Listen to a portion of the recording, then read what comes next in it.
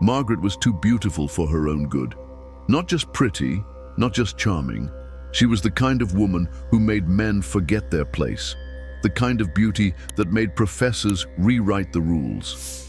And Samuel? He was the one mistake she never corrected. They called it friendship, but the world saw it differently. It saw a young woman whose presence in a man's life was a threat. A man who, despite his brilliance, would never be allowed to rise because he dared to stand beside her. Their story didn't start with wealth or privilege. It started with two dreamers who believed they could beat a system designed to break them.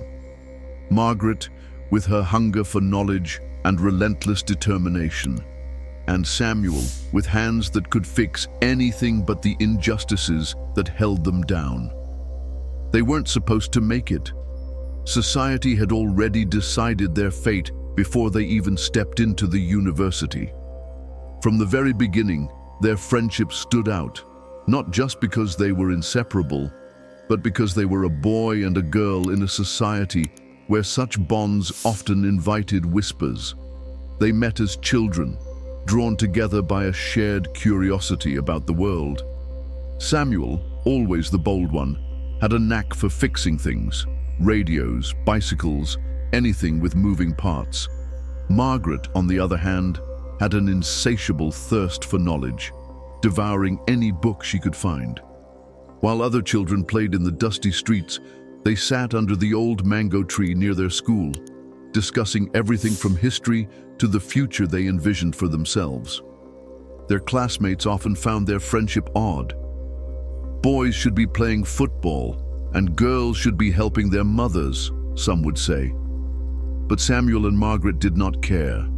They were a team. They competed fiercely in class, pushing each other to be better. If Margret scored higher on a test, Samuel would double his efforts for the next one, and vice versa.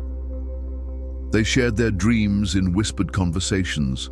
Samuel wanted to be an engineer, Margret a writer.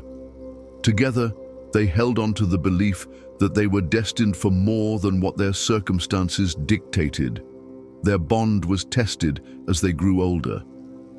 By the time they reached their final year of high school, responsibilities had begun to weigh heavily on them.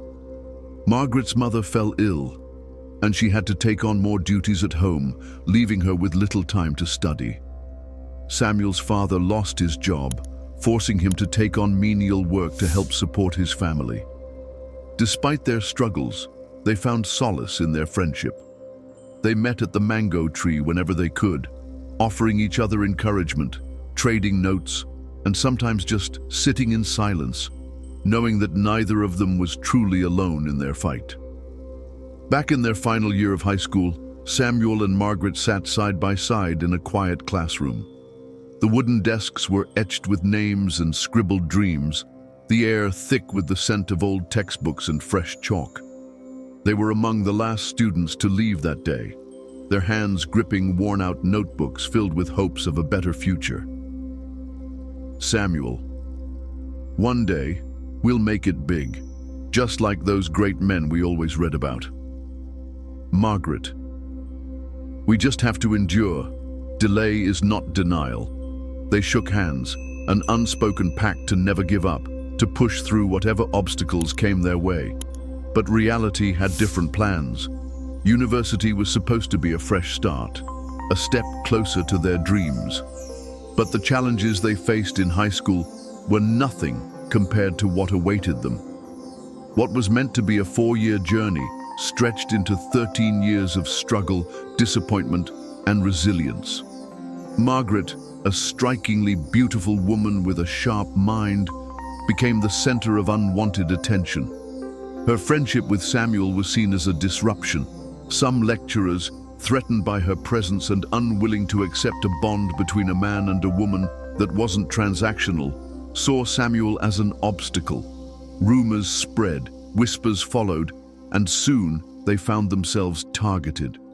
Samuel, despite his brilliance, failed courses he should have passed with ease. Professors conveniently lost his papers, marked his answers unfairly, and ensured his progress was stunted. Margret, on the other hand, refused to conform. She rejected advances, stood firm against manipulation, and fought tooth and nail for her education. But her defiance came at a price: deliberate delays, failed grades, and endless bureaucratic frustrations. She watched as students who started after her graduated, while she remained trapped in a system designed to break her spirit. Samuel worked multiple jobs to keep up with tuition and daily survival. He became a master of resilience, fixing computers for extra cash, tutoring younger students, and sleeping in the library on nights when he had nowhere else to go. There were times he considered quitting, times he questioned whether the fight was worth it. But every time he saw Margret, unwavering in her resolve, he knew he couldn't give up. They were in this together. Year after year, they endured. Their 20s slipped away in the endless cycle of exams, appeals, and setbacks. Their bond was tested, stretched thin by the weight of their battles. But they held on. Finally, after 13 grueling years, they walked across the graduation stage. Caps in hand, robes flowing, their diplomas felt heavier than paper. They carried the weight of every tear, every sleepless night, every moment of doubt. But life did not unfold as they had imagined. Meanwhile, Samuel moves with purpose. He had accepted that suffering alone does not guarantee success.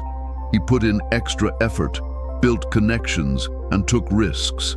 He did not wait for opportunities, he chased them. And when doors refused to open, he built his own. The moment they left university, everything Samuel had worked for clicked. The relationships he had built while fixing computers, the skills he had honed while tutoring, and the knowledge he had gathered all came together. He secured a job almost immediately. One opportunity led to another, and soon he was running his own tech firm. His name became synonymous with innovation, and within a few years, he was not just successful. He was a force to be reckoned with. Samuel, now a powerful businessman, sits behind a polished mahogany desk. His name, bold and unmistakable, is engraved on the glass wall behind him. He leans back, studying a framed photograph on his desk. His graduation day, a reminder of the struggle, the sacrifices, and the choices that led him here. Margret waits for a bus. The same city, the same streets, but time has moved without her. Her dreams, once bright and unshakable, now feel distant, locked in the past. She still believes, still hopes, but the weight of reality is heavier than ever. As the bus pulls up, Margret hesitates. In her heart, she knows she cannot afford to wait any longer. She must rise, fight anew, and claim the life she has always dreamed of.